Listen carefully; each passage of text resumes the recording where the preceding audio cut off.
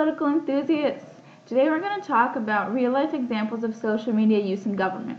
One example of using social media to influence the legislative branch is when a former congressional staffer gave constituents advice on how to get their voices heard by their current congressman. Emily Ellsworth distributes her wisdom through the social media site of Twitter. She gives a series of tips on how people can get their local representatives to pay attention to them. Things like writing a letter to the district office is better than sending an email or writing a letter to DC.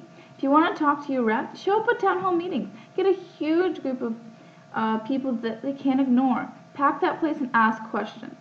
This actually influences the legislative branch because getting constituents to contact their representatives is a good form of grassroots mobilization.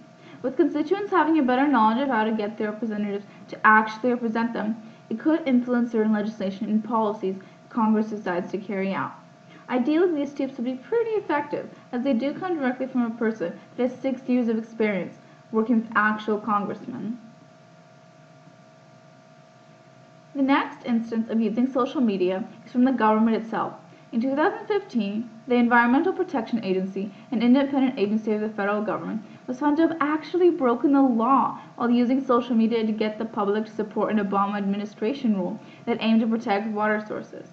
The Government Accountability Office declared the EPA had violated federal laws that prohibited the agencies from lobbying and spreading propaganda.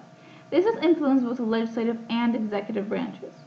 First, it gave many Republican senators ammunition in preventing the Clean Water Rule from passing Congress by emphasizing the illegal methods used to garner support for it. Second, this also involves the White House, as more recently the current president, Donald Trump, has been attempting to dismantle the very same Clean Water Rule. Social media rampage by the EPA must have had some effectiveness as it passed Congress, but it also simultaneously harmed the credibility of the agency in many people's eyes. The impact of social media on the most recent presidential election is plainly obvious. Twitter's impact has been the most prominent, seeing as our current president has quite an affinity for using the social network site. The two-way communication of Twitter allows more interaction between campaigns, candidates, and the voters. Candidates are able to get almost immediate reaction from voters. Voters can share their views, and on a site like Twitter, political discussions and discourse are bound to ensue. The powerful presence of sharing, viewing, and liking on social media influences how presidential campaigns are executed, especially with analysis of polls and statistics in the site. Tweeting allows for the candidate and the campaign to create a more intimate form of communication with a broad constituency, and in turn, this may affect how constituencies think of certain candidates.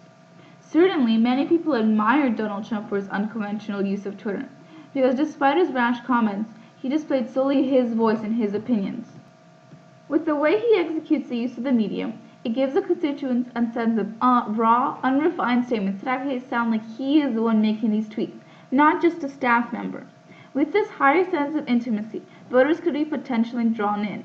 The use of Twitter during the campaigns was quite effective in several aspects. In fact, as technology has developed and advanced throughout the years, it has gone so far as to influence the White House's methods of disseminating information to urge certain policies and phenomena. The Office of Digital Strategy under Obama, the so-dubbed first social media president, from Obama's Twitter, Facebook, website, Instagram, and YouTube channel. For example, Obama used the White House Instagram to document his trip to Alaska, to advocate support for a global climate treaty, and urge other world leaders to cut greenhouse gas emissions.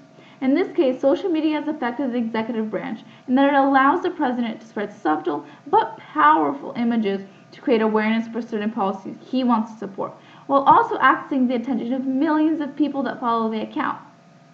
It is ambiguous if these methods of social media use are actually effective or not, but this approach to displaying policy agenda was quite popular and even garnered rallying for the cause among other social media goers. Obama might not have necessarily changed anything by that photo series, but they were at least meaningful enough to share and remember. And make sure to share and remember this video. Thank you so much for watching. Make sure to like, comment, and subscribe. See you next time!